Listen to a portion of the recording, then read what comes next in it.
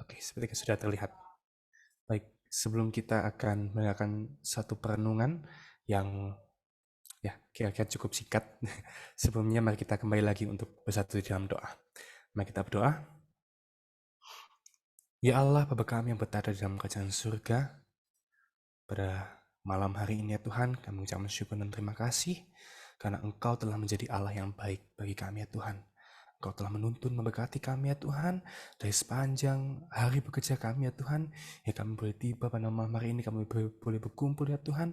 Meskipun di rumah kami masing-masing, dalam keadaan kami yang sehat tanpa kekurangan apapun.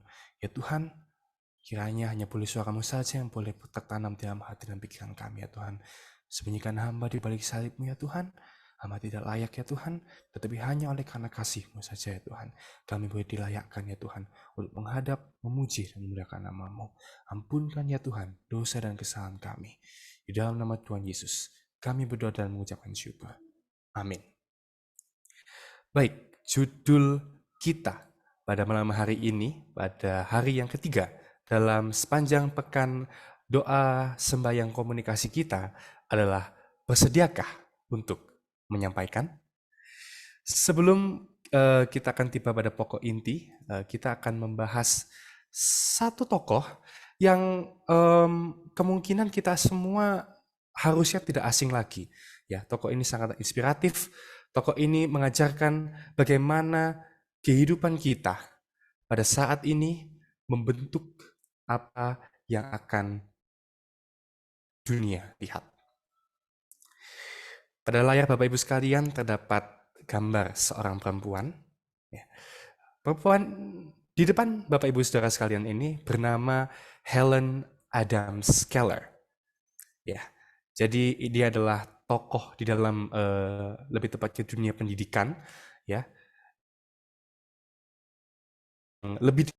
jadi pada waktu Helen Keller lahir, pada saat dia masih kecil, yaitu pada atau berarti sekitar 1 tahun lebih, ya, Helen mengalami sebuah penyakit.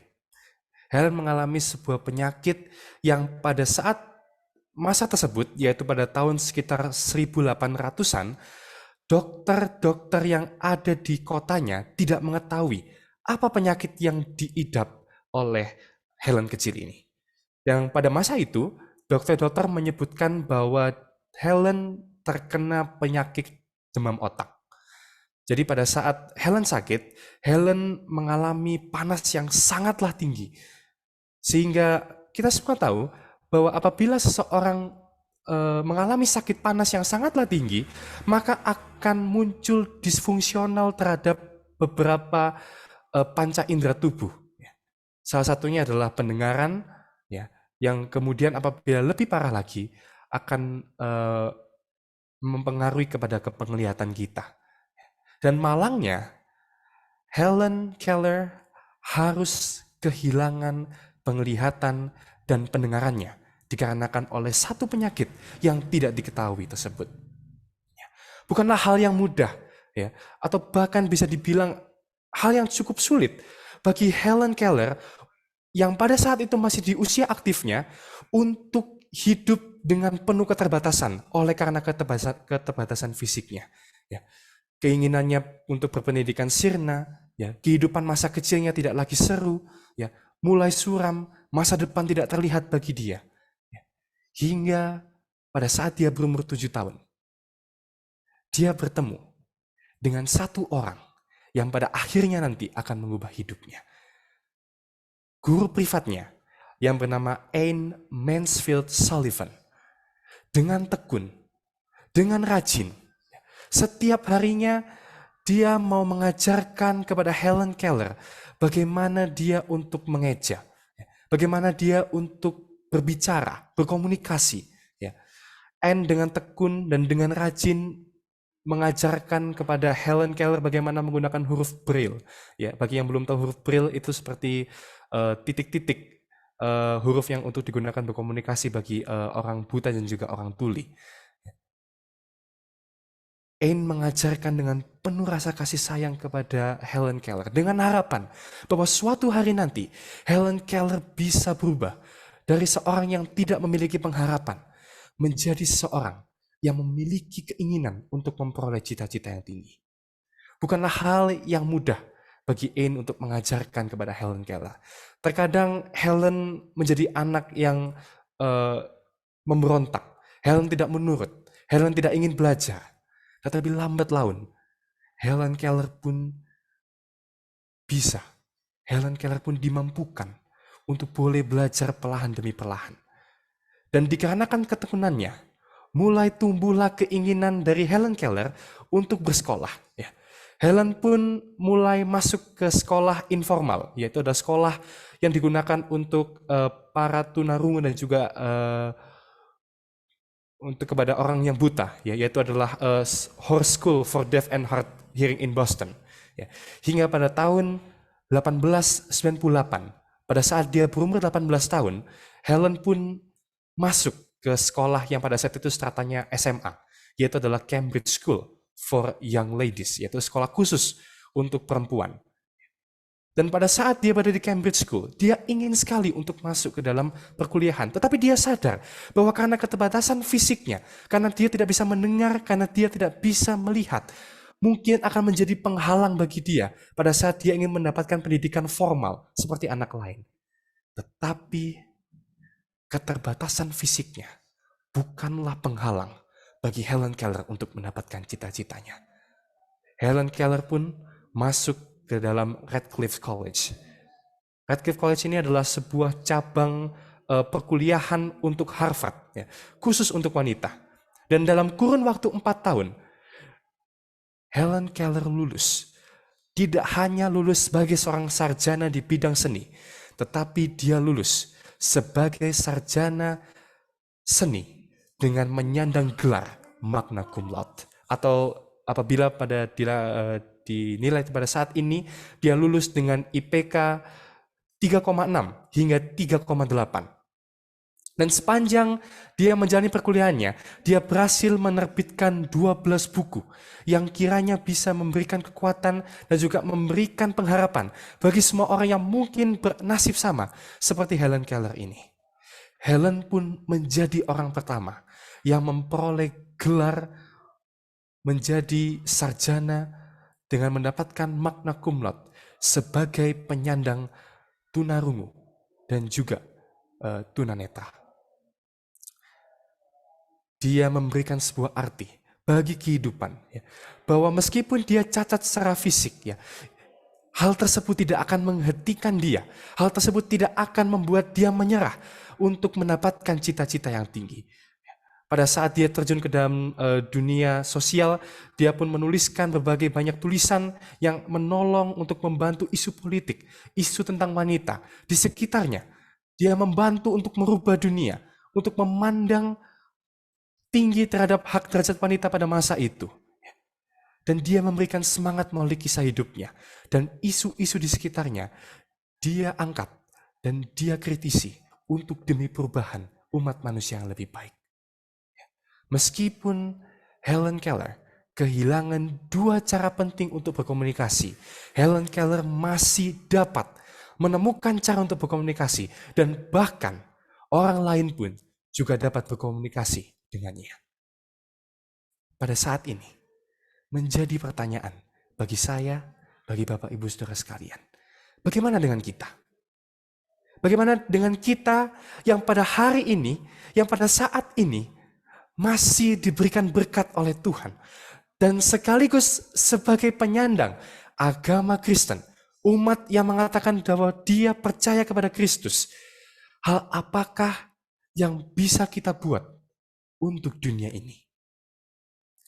Firman Tuhan di dalam Matius 28 ayat 19.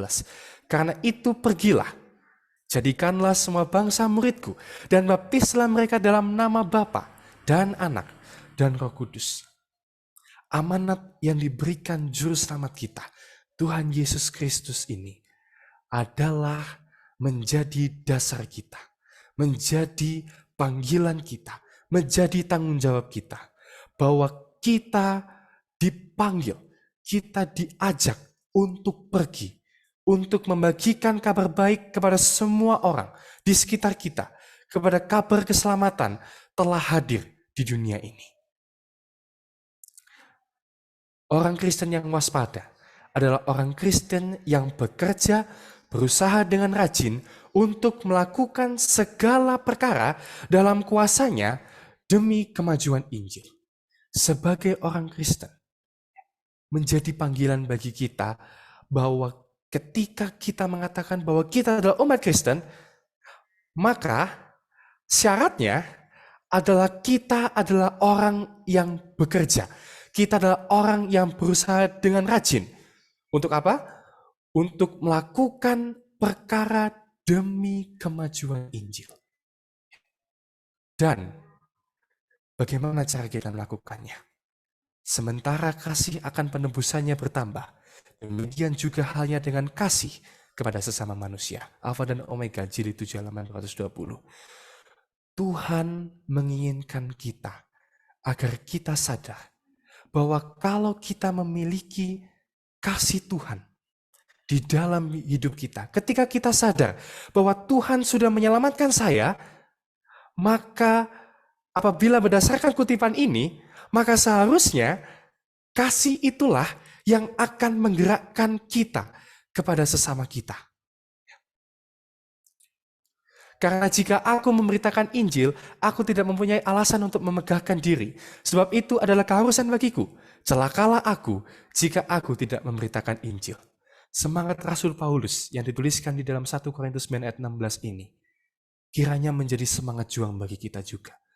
Bahwa ketika kita mengatakan bahwa identitas kita adalah sebagai umat Kristen, bahwa kita percaya kepada Kristus, maka adalah panggilan kita untuk kita bekerja, untuk kita berusaha dengan rajin, dengan sekuat kita, untuk mengerjakan seluruh pekerjaan di dalam kuasa Yesus, demi kemajuan pekabaran Injil keselamatan.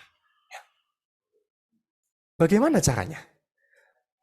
Bagaimana kita sebagai umat Kristen pada masa ini, pada zaman yang penuh dengan informasi, di mana era teknologi semakin berkembang dengan pesat, di mana di sudut dunia sana yang jauh saja pun kita bisa mengetahui apa yang terjadi di tempat sana. Pada masa ini, dengan teknologi yang ada, kita bisa menjangkau siapapun, dimanapun, kapanpun, dan di dalam bentuk apapun. Dan pilihan itu saat ini, malam hari ini, ada di tangan kita. Ketika kita memilih untuk membagikan kata-kata pujian, ketika kita memilih untuk memberikan ucapan selamat sahabat misalnya kepada teman-teman kita, kepada rekan-rekan kita di gereja, di grup, ataupun secara personal chat, ya. Ataukah kita mungkin mengupload sesuatu ya di story kita, ya.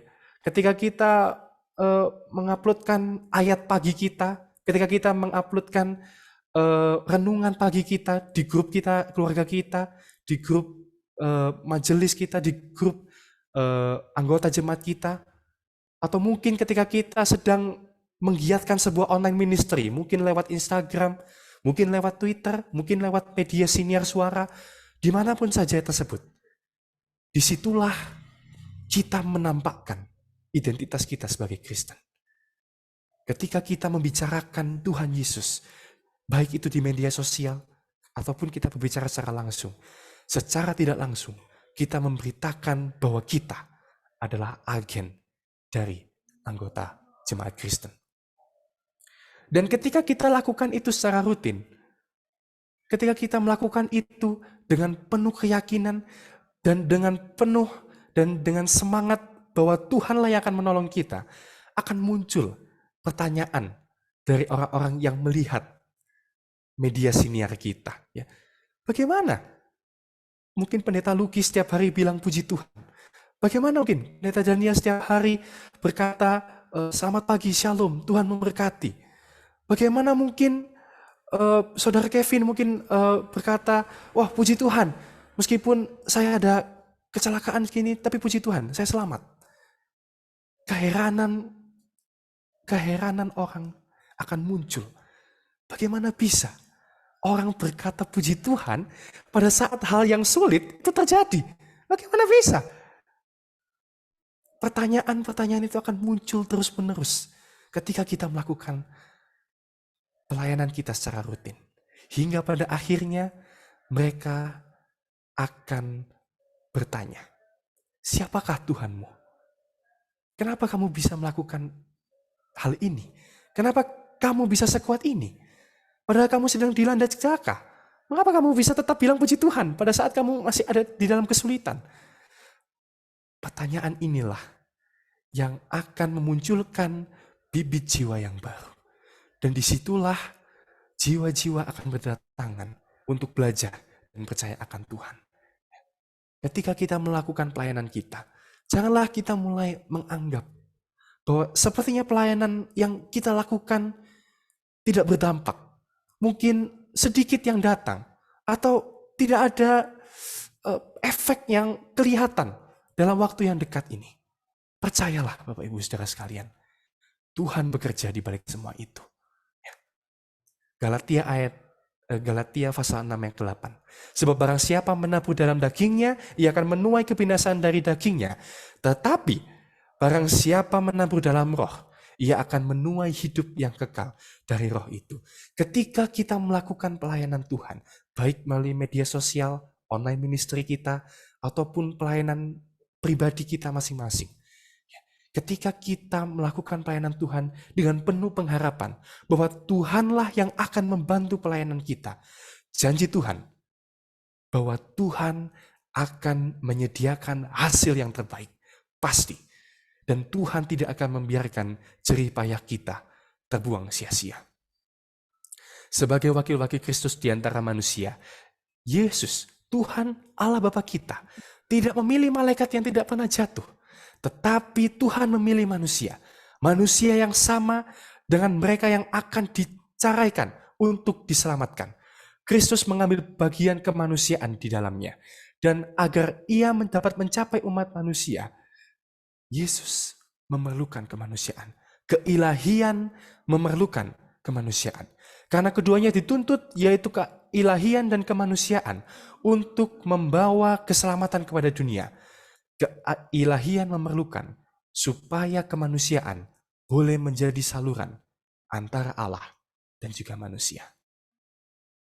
Tuhan yang akan menolong kita di dalam ladang pekerjaan Tuhan. Ketika Tuhan menunjuk kita untuk bekerja di tempat ini, ketika Tuhan menunjuk kita untuk bersekolah di tempat ini, untuk berkuliah di tempat ini, untuk tinggal di tempat ini, Tuhan mengundang kita agar kita untuk melakukan pelayanan kita. Dan Tuhan berjanji bahwa Tuhan akan selalu menemani kita. Tuhan pada masa ini sedang menunggu pertolongan dari kita. Tuhanlah yang akan membantu kita di dalam melakukan segala sesuatu. Ketika kita mengingat ayat firman Tuhan di dalam Filipi 4 ayat 13. Ayat hafalan kita. Segala perkara dapat kutanggung di dalam Dia yang memberi kekuatan kepadaku. Kita bisa melakukan segala sesuatu ketika kita melewatkan semua itu di dalam nama Tuhan Yesus. Dan di dalam keadaan kita yang saat ini masih sehat dan masih diberkati oleh Tuhan, Tuhan memanggil kita agar kita boleh menggunakan segala sumber daya kita untuk kita boleh menjadi terang di dalam lingkungan tempat tinggal kita, ataupun lingkungan sekolah kita, maupun lingkungan pekerjaan kita.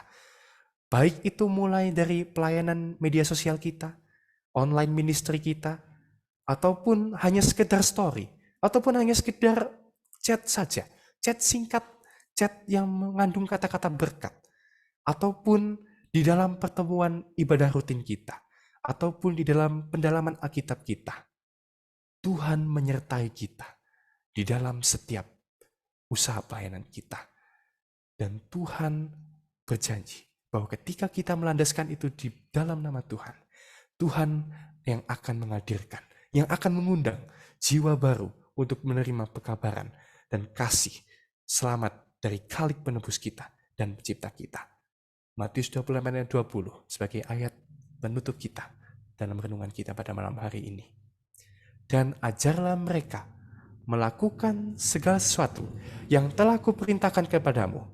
Dan ketahuilah, aku menyertai kamu senantiasa sampai bukan minggu depan, bukan bulan depan, bukan tahun depan, bukan ketika kita berdosa.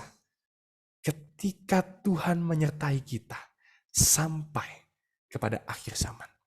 Penyertaan Tuhan kepada kita akan selalu ada senantiasa, setiap harinya, setiap bulan, setiap tahun, ketika kita berjuang di dalam pelayanan kita. Kiranya renungan singkat kita pada malam hari ini boleh menolong kita, agar kita boleh dengan bijak dan dengan iman kita boleh menggunakan segala yang kita miliki. Meskipun kelihatannya effort kita kecil, mungkin tidak ada dampak yang kelihatan menurut akal manusia kita. Tetapi di depan mata Tuhan, semua bibit yang kita tanam, semua jerih payah kita, Tuhan yang akan berkati, Tuhan yang akan tolong. Dan itu semua adalah untuk kepujian dan kemuliaan bagi nama Tuhan. Kiranya Tuhan memberkati, saya bawa di dalam nama Tuhan Yesus. Amin.